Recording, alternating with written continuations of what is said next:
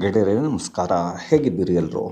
ಗೆಳೆಯರೇ, ಇಂದು ನಡೀತಕ್ಕಂತಹ ಏನು RCB ಹಾಗೆಯೇ ಚೆನ್ನೈ ಪಂದ್ಯ ಏನಿದೆ, ಈ ಒಂದು ಪಂದ್ಯಕ್ಕೆ ಎಲ್ಲರಿಗೂ ಇದ್ದದ್ದೇನೆಂದರೆ 80% ಮಳೆ ಬರುತ್ತೆ ಅನ್ನೋ ವೆದರ್ ರಿಪೋರ್ಟ್ ಇದೆ.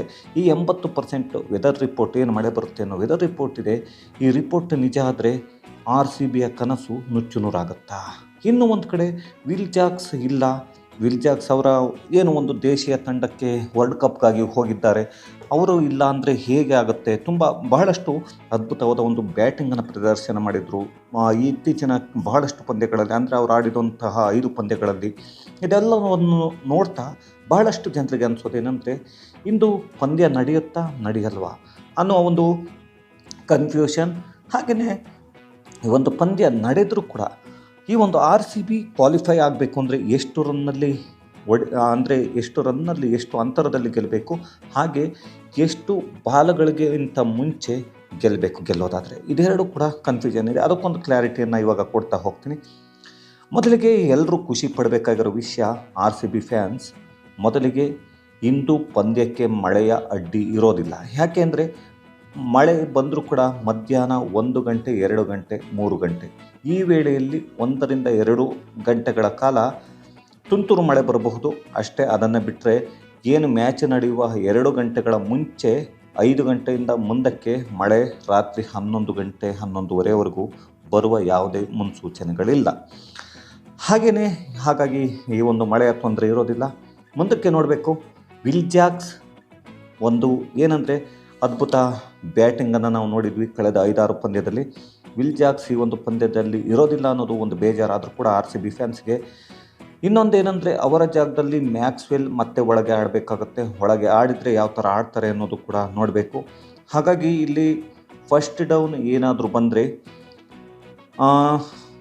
ಇವರು ಪಟ್ಟಿದಾರ್ ಬರಬಹುದು ಅನ್ನೋವಂಥದ್ದು ಒಂದು ಕಾಣಿಸ್ತಾ ಇದೆ. ಯಾಕೆಂದರೆ ಪಟ್ಟಿದಾರ್ ಸೆಕೆಂಡ್ ಡೌನಲ್ಲಿ ಬರ್ತಿದ್ರು, ಇವಾಗ ಅವರ ಜಾಗದಲ್ಲಿ ಅಂದರೆ ವಿಲ್ ಜಾಕ್ಸ್ ಜಾಗದಲ್ಲಿ ಪಟ್ಟಿದಾರ್ ಬರ್ತಾರೆ. ಪಟ್ಟಿದಾರ್ ಅವರು ಬರ್ತಿದ್ದಂಥ ಸೆಕೆಂಡ್ ಡೌನ್ನಲ್ಲಿ ಮ್ಯಾಕ್ಸ್ವೆಲ್ ಬರ್ತಾರೆ ಅನ್ನುವಂಥದ್ದು.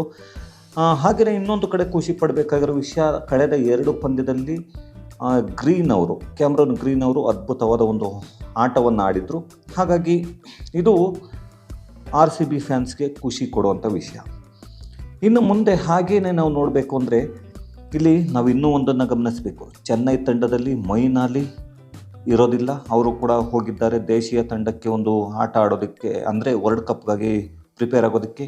ಪತಿರಾಣ ಇಲ್ಲ, ಏಕೆಂದರೆ ಪತಿರಾಣ ಮೇಲೆ ಬಹಳಷ್ಟು ಬೌಲಿಂಗ್, ಇವ್ರದ್ದು ಫಾಸ್ಟ್ ಬೌಲಿಂಗ್ ಏನಿದೆ ಇದು ನಂಬ್ಕೊಂಡಿದ್ದು. ಹಾಗೆ ಈ ಒಂದು ಆವೃತ್ತಿಯಲ್ಲಿ ಏನು ಮೊದಲನೇ ಒಂದು ಪಂದ್ಯದಲ್ಲೇ ಬಹಳಷ್ಟು ವಿಕೆಟ್ಗಳನ್ನ ತಗೊಂಡಿದ್ದು ಮುಸ್ತಫಿಜರ್, ಇದೇ ನಮ್ಮ RCB ಮೇಲೆ 3 ವಿಕೆಟ್ಗಳನ್ನ ತೆಗೆದುಕೊಂಡಿದ್ರು. ಈ ಮುಸ್ತಫಿಜರ್ ರೆಹಮಾನ್ ಕೂಡ ಇರೋದಿಲ್ಲ. ಹಾಗೆಯೇ ಇನ್ನೊಬ್ಬ ಇಂಗ್ಲೀಷ್ ಆಟಗಾರ ರಿಚರ್ಡ್ ಗ್ಲಾಸನ್, ಇವರು ಕೂಡ ಇರೋದಿಲ್ಲ. ಹಾಗಾಗಿ ಇವರಿಗೆ ಒಂದು ಬೌಲಿಂಗ್ನಲ್ಲಿ ಸ್ವಲ್ಪ ಕಷ್ಟ ಆಗುತ್ತೆ. ಆದರೂ ಕೂಡ ಇಲ್ಲಿ ಅವರಲ್ಲಿ ಇದ್ದಾರೆ, ಈಗಾಗಲೇ ಡೈರಲ್ ಮಿಚೆಲ್ ಇದ್ದಾರೆ, ಅವರು ಕೂಡ ಇರೋದ್ರಿಂದ ಏನು ಪ್ರಾಬ್ಲಮ್ ಆಗಲ್ಲ. ಹಾಗೆಯೇ ನಾವು ರಚಿನ್ ರವೀಂದ್ರ ಇದ್ದಾರೆ ಅವರಲ್ಲಿ.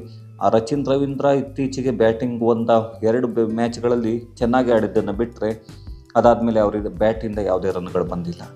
ಹಾಗಾಗಿ ಇಲ್ಲಿ ಇದು ಕೂಡ ಒಂದು RCB ಗುಡ್ ನ್ಯೂಸ್ ಅಂತ ಹೇಳಬೇಕಾಗತ್ತೆ. ನಾವು ಈಗ ಗೆಳೆಯರೆ ನೋಡಬೇಕಾಗೋದೇನೆಂದರೆ, ಈಗ 20 ಓವರ್ ನಡೆದರೆ ಬಹಳಷ್ಟು ಜನರಿಗೆ ಈಗಾಗಲೇ ಗೊತ್ತಿದೆ. ಕ್ಯಾಲ್ಕುಲೇಷನ್ನ ನಮ್ಮ RCB ಫ್ಯಾನ್ಸ್ಗೆ ಹೇಳಬೇಕಾಗಿಲ್ಲ ಅವರಿಗೆ, ಯಾಕೆಂದರೆ ಈ ಥರದ ಕ್ಯಾಲ್ಕುಲೇಷನ್ನ ಮಾಡೋದ್ರಲ್ಲಿ ಎಕ್ಸ್ಪರ್ಟ್ಗಳನ್ನೋದು ನನಗೂ ಗೊತ್ತಿದೆ. ಹಾಗಾಗಿ ಒಂದು ವಿಷಯವನ್ನು ನೋಡ್ಕೊಂಡು ಬರೋಣ. 20 ಓವರ್ಗಳ ಪಂದ್ಯ ಪೂರ್ತಿಯಾಗಿ ನಡೆದರೆ ಏನಾದರೂ ಇಂದು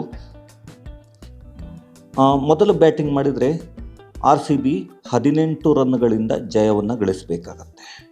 ಅದೇ ಒಂದು ಸೆಕೆಂಡ್ ಬ್ಯಾಟಿಂಗ್ನ ಮಾಡಿದರೆ 11 ಬಾಲುಗಳು ಉಳಿದಿರುವಂತೆ ಪಂದ್ಯವನ್ನು ಗೆಲ್ಲಬೇಕಾಗತ್ತೆ. ಹಾಗಾದರೆ ಎಲ್ರಿಗೂ ಡೌಟ್ ಇರೋದು, ಹಾಗಾದರೆ 5 ಓವರ್ ನಡೀತು, ಇಲ್ಲ 10 ಓವರ್ ನಡೆಯುತ್ತೆ ಸರ್, ಮಳೆ ಬಂದು ಅಕಸ್ಮಾತ್ ಬಂದು ನಡೆದರೆ ಏನು ಮಾಡಬೇಕು?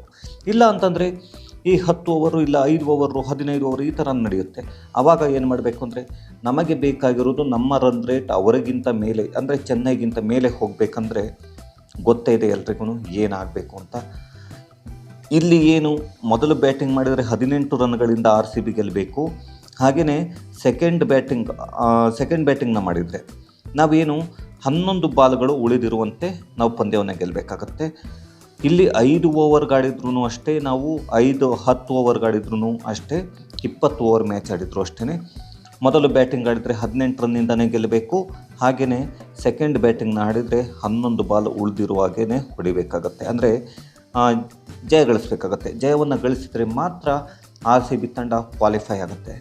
ಹಾಗಾದರೆ ಚಾನ್ಸಸ್ ಯಾರಿಗೆ ಜಾಸ್ತಿ ಇದೆ ಅಂತ ನೋಡೋದಾದರೆ, ಕಳೆದ ಪಂದ್ಯಗಳು ಏನಿದೆ 5 ಪಂದ್ಯಗಳನ್ನು RCB ಸತತವಾಗಿ ಜಯಗಳಿಸಿರೋವಂಥದ್ದು.